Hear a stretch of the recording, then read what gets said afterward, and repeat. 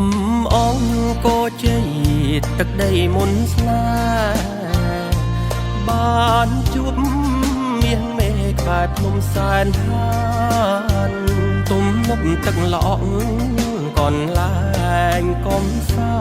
ន្តគយគុណស្បាយប្រានស្រស់ស្រាយអារម្មណ៍ភូមិព្រៃឈើទាលពេលថ្ងៃរៀបលិចពន្លឺព្រិចថ្ងៃគងលើភ្នំផ្លូវថ្នល់ខ្វែងខ្វាត់នោះមនីជួបជុំធ្វើឲ្យរូបខ្ញុំដងចិត្តមិនរួច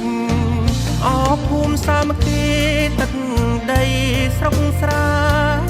ខ្ញុំសូមស្បត់ស្បាយថាស្នេហ៍នួនល្អភូមិត្រពាំងវែងអង្គជ័យក្រោមសូមជួយលួងលោមឲ្យខ្ញុំធ្នមថាភូមិត្រពាំងស្រែអង្គជ័យលើសូមអ្នកជួយធ្វើជាសាក្សីស្នេហ៍ភូមិអង្គរំដួលបងស្ម័គ្រចិត្តថាផ្ញើកាយផ្ញើស្នេហ៍អង្គជ័យហើយ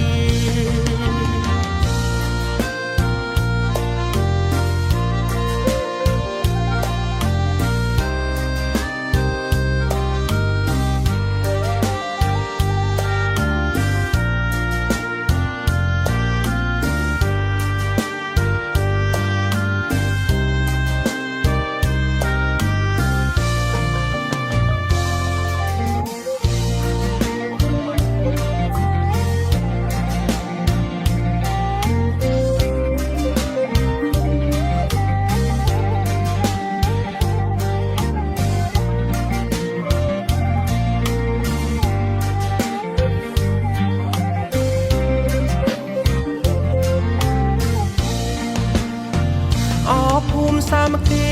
ទឹកដីស្រុកស្រែខ្ញុំសូមស្បត់ស្បាយថាស្នេហ៍នួនល្អភូមិត្រពាំងវែងអង្គជ័យក្រោមសូមជួយលួងលោមឲ្យខ្ញុំធ្នមថាភូមិត្រពាំងស្រែអង្គជ័យលើសូមអ្នកជួយធ្វើជាសាក្សីស្នេហ៍ភូមិអង្គរំដួលបងស្ម័គ្រចិត្តថាផ្ញើកាយផ្ញើស្នេហ៍អង្គជ័យហើយភូមិអង្គរំដួ